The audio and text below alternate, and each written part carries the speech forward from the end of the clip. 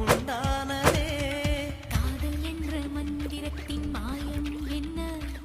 கல்லும் முள்ளும் இப்போது பூவானதே.